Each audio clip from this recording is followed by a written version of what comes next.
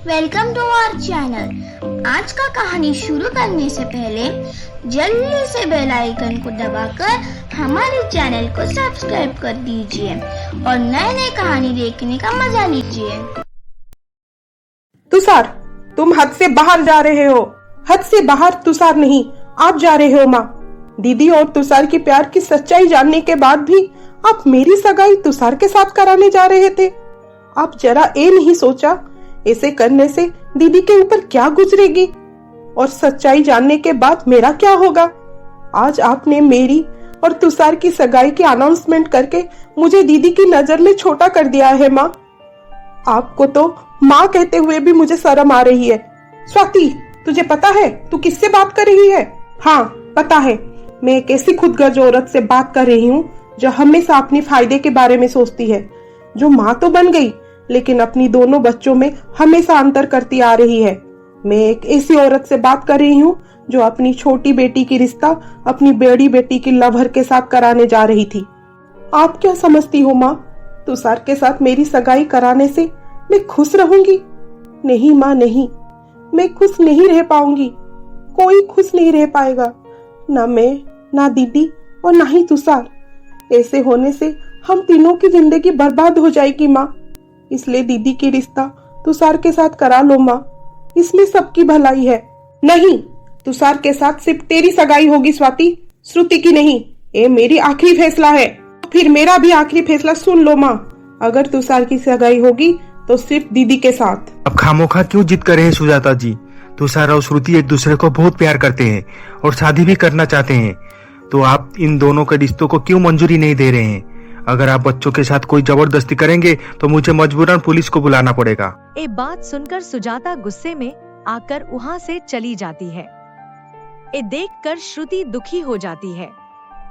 दुखी मत हो दीदी, माँ चाहे तुम्हारे साथ हो या ना हो, लेकिन मैं हमेशा तुम्हारे साथ रहूंगी।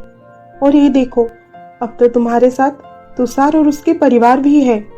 तुषार को तुमसे कोई छीन नहीं सकता दीदी। अब तो थोड़ा स्माइल कर दो।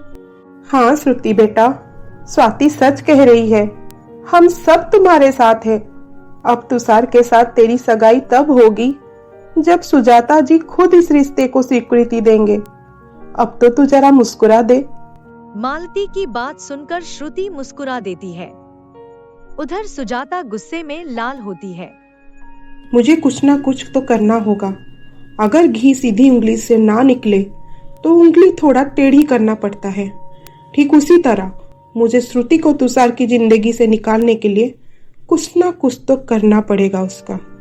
ऐसे सोचकर सुजाता सब सो जाने के बाद सीढ़ियों में तेल गिरा देती है ताकि श्रुति सीढ़ियों से गिर जाए, क्योंकि सबसे पहले सुबह श्रुति नींद से जागती है। तेल गिराने के बाद वो चुपचाप आकर अपनी कमरे में सो जाती है। अगले दिन सुबह श्रुति नींद से जागकर जब नीचे आती है तब तेल में उसकी पांव फिसल जाती है और वो नीचे गिर जाती है और बेहोश हो जाती है। श्रुति की चिल्लाने की आवाज से स्वाति वहां पहुंचती है। दीदी, क्या हुआ तुम्हें दीदी? अपनी आंखें खोलो दीदी। ओ गॉड, कितना खून बह चुका है। मुझे दीदी को हॉस्पिटल लेना पड़ेगा। इतना कहकर स्वाति श्रुति को हॉस्पिटल में एडमिट करवाती है। डॉक्टर उसकी इलाज शुरू कर देते हैं। तब स्वाति फोन करके सबको श्रुति के बारे में बोलती है। कुछ समय के बाद तुषार और उसकी घर वाले वहां पहुंचते हैं, लेकिन सुजाता हॉस्पिटल नहीं आती है। कुछ घंटे के बाद डॉक्टर वहां आते हैं। पेशेंट अभी खतरे से बाहर है, होश आने के बाद आप उन्हें मिल सकते हैं। Thank you doctor.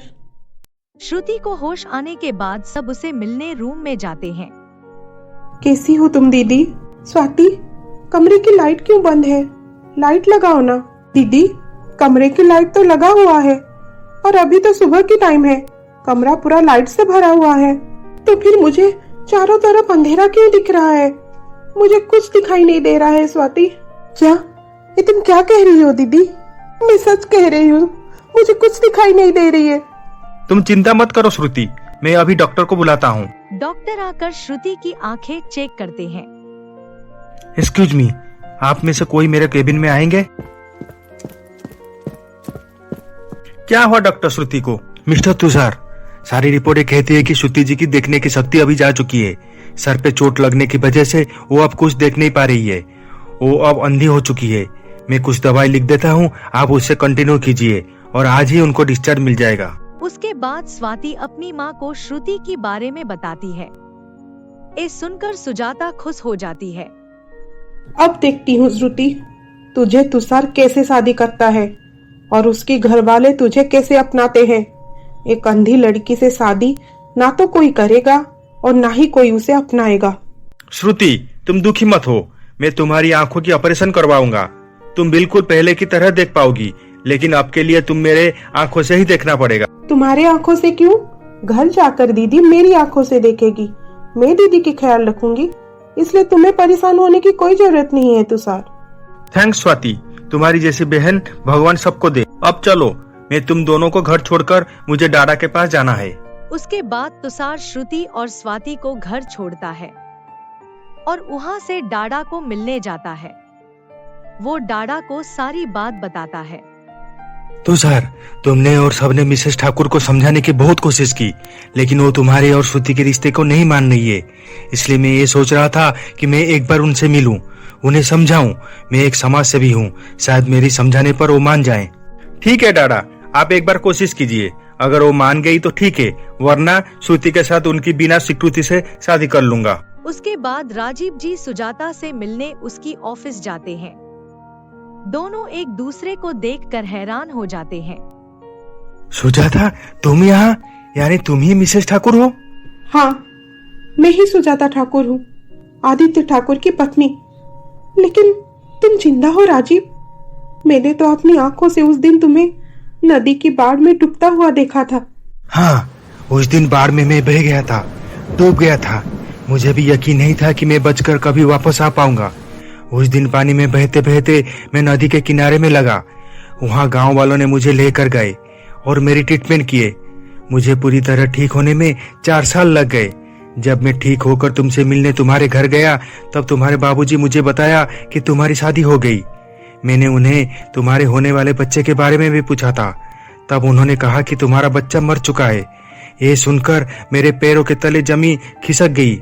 मुझे कुछ समझ में नहीं आया कि मैं क्या करूं। उसके बाद मैं शहर आ गया और अपने आप को बिजी रखने के लिए और लोगों की दुख बांटने के लिए मैं एक समाजसेवी बन गया। तुम मुझे छोड़कर चले गए। उस दिन से मेरी सांसें तो चल रही थी, लेकिन मैं बेजान जैसी बन गई थी। फिर वो दिन आ गया जब मैं तुम्हारी बच्चे को जन्म दी। मैंने उसका चेहरा नहीं देखा, सिर्फ उसकी रोने की आवाज सुनी थी। कुछ समय के बाद डॉक्टर वहां आए और बोले कि मेरी एक बेटी हुई थी जो कुछ समय जिंदा रहकर मुझे हमेशा हमेशा के लिए छोड़कर चली गई।